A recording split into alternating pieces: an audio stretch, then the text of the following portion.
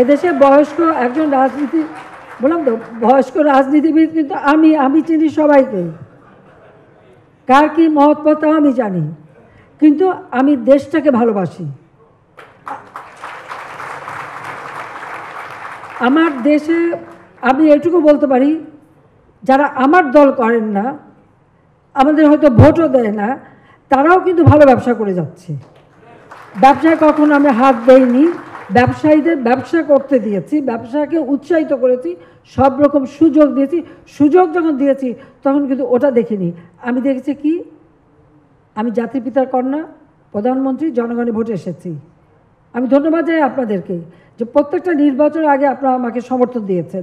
আমার বিরুদ্ধে অনেক অপপ্রচার, অনেক কথা বলা হয়েছে, প্রত্যেকবারই ইলেকশন হতে দেবে না, ইলেকশন থেকে ক্ষমতা আসতে দেবে না, অনেক চক্রান্ত। কিন্তু আপনাদের যখনই ডেকেছে আপনারা কিন্তু অনেক সময় নিজেরাও এসে আমাকে সমর্থন দিয়েছেন। প্রত্যেকটা নির্বাচনের আগে আপনারা সমর্থন দিয়েছেন। ডিজিটাল বাংলাদেশ তো আমারই করে দেওয়া, আমরা না দেওয়া পর্যন্ত আগে কবে ইন্টারনেটকে ব্যবহার করতে পেরেছেন। আজকে সেই ডাটা সেন্টার থেকে শুরু করে সব কিছু পুড়িয়ে দেওয়া হয়েছে, সাবমেরিন কেবলটা পর্যন্ত নষ্ট করা হয়েছে। আর সেগুলি আমাদেরকে একে একে মেরামত করতে হচ্ছে।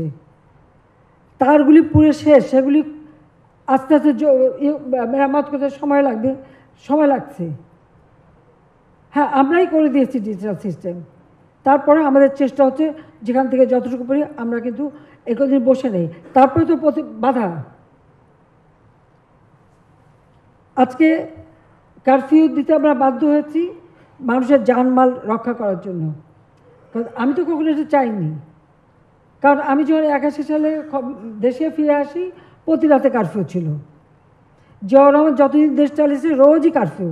আমরা শুনতাম 10টার মধ্যে তাড়াতাড়ি ফিরতে হবে কারণ রাতে কারফিউ।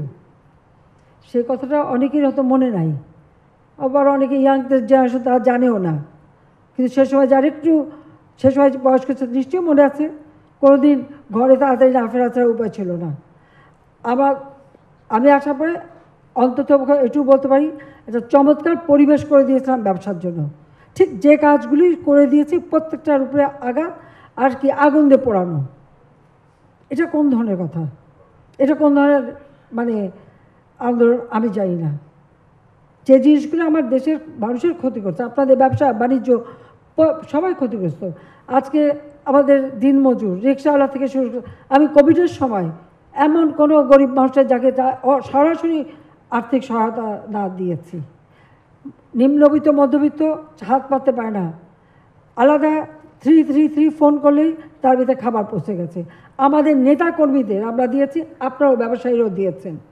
আবারও আজকে আমি এই ঢাকা শহরের সব বাংলাদেশের যেখানে এরকম অবস্থা আছে, আমি নির্দেশ দিয়েছি আমার নেতাকর্মীদের যে যেখানে পারেন যেভাবে পারেন এই গরিব মানুষকে কিছু খাওয়ার ব্যবস্থা বা সাহায্য করেন।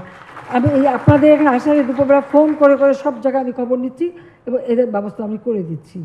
বিনা পয়সার চিকিৎসা, হাসপাতাল নির্মাণ কোনটা না করেছি, এই সব জ্বালিয়ে পুড়িয়ে শেষ। মেট্রো রেল যে অবস্থায় পোড়ানো হলো, এটা আমার নিজেরই কষ্ট হয়।